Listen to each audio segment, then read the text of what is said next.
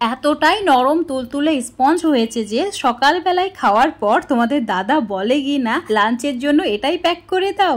আজকে তোমাদের সঙ্গে আতপ চাল দিয়ে নরম তুলতুলে স্পঞ্জ ইডলির রেসিপি শেয়ার করব। এটা দেখতে যেমন লোভনীয় সেই রকম দারুণ সুস্বাদু খেতে। তো ইডলি বানানোর জন্য এখানে আমি আতপ চাল নিয়েছি, যে কোনো আতপ চাল নিলেই হবে। 1 ঘন্টার জন্য ভিজিয়ে রেখেছিলাম, তো খুব ভালোভাবে ভিজে গিয়েছে। জল পাল্টে ধুয়ে নেওয়ার পর একটা মিক্সচার জারের মধ্যে নিয়ে নিতে হবে। আর এখানে আতপ চালের পরিমাণটা আমি 1 কাপ নিয়েছি, নিজেদের পছন্দ মতো পরিমাণটা বাড়িয়ে বা কমিয়ে নিতে পারো। এবার 4 কুচি মতো আদা অ্যাড করে দিয়েছি, আর তার সঙ্গে 2টি কাঁচা লঙ্কা 2 টুকরো করে অ্যাড করেছি। এবার অ্যাড করে দিতে হবে 1/2 কাপ টক দই, আর একদম মিহি করে পেস্ট বানিয়ে নিতে হবে। এই মিশ্রণটা একটা বড় বাটির মধ্যে ঢেলে নিতে হবে। তারপর এর মধ্যে অ্যাড করে দিতে হবে 1/2 কাপ সুজি। এখানে প্যাকেটের যে সুজি হয় সেটাই নিয়েছি। এবার সামান্য পরিমাণে জল অ্যাড করে দিতে হবে। যেহেতু সুজি অনেকটাই জল টেনে নেবে, তাই জলের পরিমাণটা এখানে আবারও অ্যাড করতে হবে। ভালোভাবে মিশিয়ে নিতে হবে। 2-3 মিনিট এভাবে অনবরত নাড়াচাড়া করে মিশিয়ে নিয়েছি।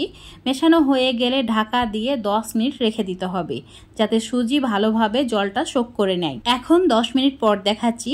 একটা বড় সাইজের হাতার মধ্যে নিয়েছি 1 চামচ গোটা জিরে, 1 চামচ গোটা সর্ষে, কালো সর্ষেটা নেবে। তারপর দিয়েছি 2 চামচ সাদা তেল। তো একদম ভালোভাবে এটাকে গরম করে নিতে হবে, যাতে সমস্ত কিছু ভাজা ভাজা হয়ে যায়। আর এই গরম তেলটাই মিশ্রণের মধ্যে অ্যাড করে দিতে হবে। ভালোভাবে মিশিয়ে নিতে হবে। তো মেশাতে হবে একটু সময় ধরে। 1 মিনিট এইভাবে মিশিয়ে নিয়েছি, যাতে তেলটা মিশ্রণের মধ্যে ভালোভাবে মিশে যায়। তো এখন এর মধ্যে স্বাদ মতো নুন অ্যাড করে দিতে হবে। নুনটা অ্যাড করার পর দিতে হবে 1 চামচ বেকিং পাউডার আর 1/2 চামচ baking soda. Baking powder baking soda যদি না দিতে চাও, তাহলে দোকানে যে ইনো কিনতে পাওয়া যায় সেই ইনো 1 চামচ অ্যাড করে ভালোভাবে মিশিয়ে নিলেই মিশ্রণটা রেডি হয়ে যাবে। তো একটা থালার মধ্যে 1 চামচ সাদা তেল এইভাবে হাত দিয়ে ব্রাশ করে নিচ্ছি। ব্রাশ করা হয়ে গেলে মিশ্রণ অ্যাড করে দিতে হবে সম্পূর্ণই। তারপর থালাটাকে ঝাঁকিয়ে নিতে হবে, যাতে এটা ভালোভাবে সেট হয়ে যায়। এবার এই মিশ্রণটাকে স্টিম করে নিতে হবে। চুলোর ওপর একটা কড়াই নিয়েছি বড় সাইজের, তার মধ্যে জল অ্যাড করেছি 1/2 গ্লাস মতো। একটা স্ট্যান্ড বসিয়ে থালাটাকে সেট করে দিতে হবে, যাতে এটা নড়াচড়া না করে। ঢাকা দিয়ে দিতে হবে। তারপর চুলোর ফ্লেমটা মিডিয়াম টু হাই করে দিয়ে 10 মিনিট স্টিম করে নিলেই ব্যাস রেডি হয়ে যাবে দারুণ সুস্বাদু, দারুণ লোভনীয়, সুপার হেলদি ইডলি। আর একবার চেক করে দেখে নেবে এটা ভেতর থেকে কুক হয়েছে কিনা। তো ভালোভাবে কুক হয়ে গেছে। চুলো থেকে নামিয়ে একদম ভালোভাবে ঠান্ডা করে নিতে হবে। তো দেখতেই পাচ্ছ কতটা সফট হয়েছে। তো এখন এটাকে ছোট ছোট টুকরো করে কেটে নিতে হবে।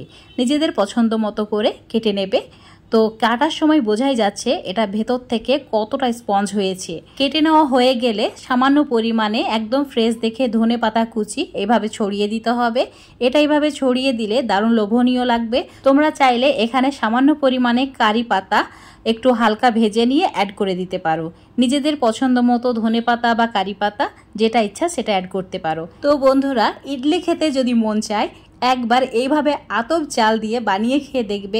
এতটাই সুস্বাদু হয় যে এইভাবেই প্রত্যেকবার বানিয়ে খাবে। তো আজকের রেসিপিটা যদি তোমাদের ভালো লেগে থাকে, অবশ্যই লাইক শেয়ার কমেন্ট করে দেবে।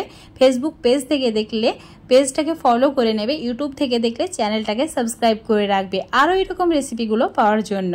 তো বন্ধুরা, এই ইডলিটা তোমরা যে কোনো চাটনি বা সাম্বার দিয়ে সার্ভ করতে পারো। আমি এখানে ধনেপাতা চাটনি দিয়ে সার্ভ করেছি। তোমাদের এখন আমি একটা ভেঙে দেখিয়ে দিচ্ছি। দেখো কতটা ভেতরটা জালি হয়েছে, আর এতটা নরম আর স্পঞ্জ হয়েছে যে মুখে দিলেই গলে যায়। আর খেতে খুবই সুস্বাদু। অবশ্যই বাড়িতে একবার বানিয়ে খেয়ে দেখবে। আশা করছি তোমাদের খুবই ভালো লাগবে।